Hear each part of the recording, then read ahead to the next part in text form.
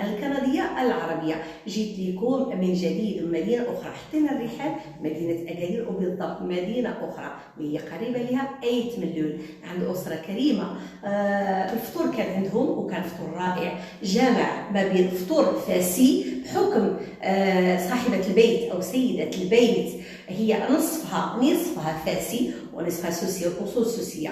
يعني المائدة كانت ما شاء الله ممتلئة من كل فن، وكذلك أن فيه شيء من مائدة سوس ومائدة الفاسية. اهلا وسهلا بكم، وانا جيت سعيده من حدث الرحال هنايا في المدينه هذه، وان شاء الله غنحطوا الرحال مدن اخرى مع الانباء الكنديه 24 الكنديه العربيه. وكانت معكم زهره شداد، مع السلامه. السلام عليكم ورحمه الله تعالى وبركاته، اهلا وسهلا بكم جميعا. الانباء 24 الكنديه العربيه حطت الرحال ومع زهرة شداد أو زهرة نرجس، حطت الرحال مدينة سياحية ومدينة جميلة.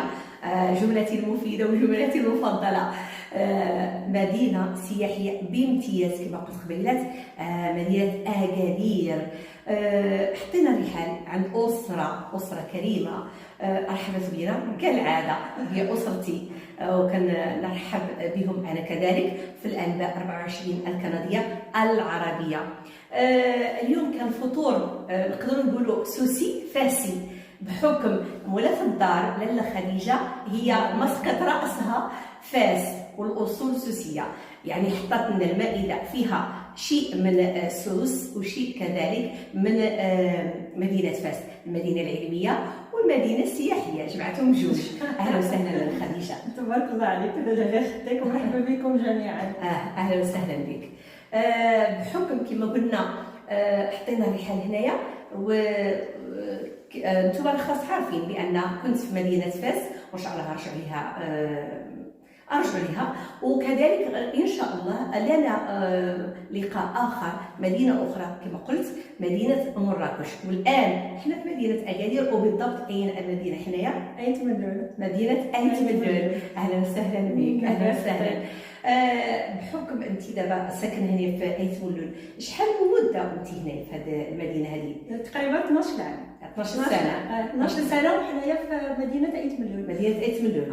ولكن المهم المجموع 25 سنه وحنايا في أكادير. 25 سنه قلتي الوليدات هنايا. كما قلنا هي مسقط راسها فاس، وولادها مسقط راسهم مدينه أكادير.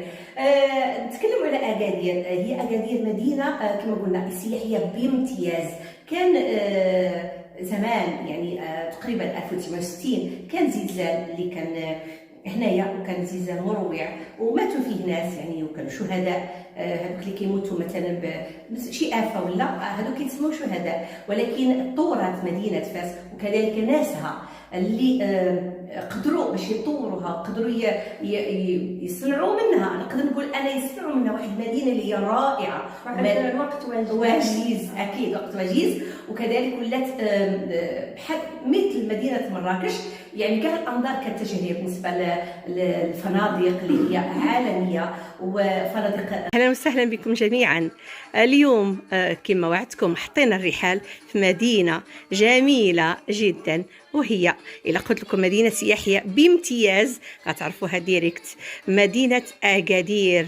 مدينة العريقة، اقتصادية الدار البيضاء، علمية فاس، إدارية الرباط، وسياحية بامتياز مدينة أكادير ومراكش. غادي إن شاء الله نحطوا الرحال بمراكش، ولكن اليوم حطينا هنايا عند أسرة كريمة رحبت بنا مولاة الدار لاله خديجة. أهلا وسهلا. تبارك الله عليكم، مرحبا بكم في مدينة أكادير، بالضبط أيت ملول. أيت ملول سيدي، أيت ملول. أهلا وسهلا. هذه الأسرة ديالها مع الأسرة ديالي، الزوج ديالها في العمل والابن ديالها والابنة كذلك هما في العمل، ما حضروش، ولكن حضرت الأسرة الكبيرة، يعني الأم هي أساس كل منزل. مرحبا مرحبا. وجدوا لنا الفطور الرائع، وفطور سوسي كنظن، الطواجن المغربية، القطبانية لاله، وأرز القاضي رغم أنها ديال فاس ولكن صنعتها أو صوبتها بيدها مرحبا بكم ومرحبا بيا عندكم كذلك. مرحبا بالأنباء 24 الكندية العربية. مرحبا بكم، نورتونا. بارك الله فيك، بارك الله فيك. بداو ما تحشموش بداو الفطور. بداو هذوك الطويجنات ظاهر فيهم شي حاجه اللي هي سوسيه.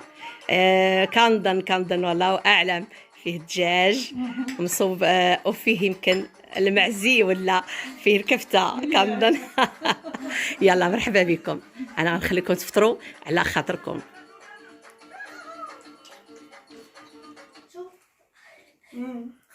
حتى القطيطه كاينه حاضره. يلا مرحبا.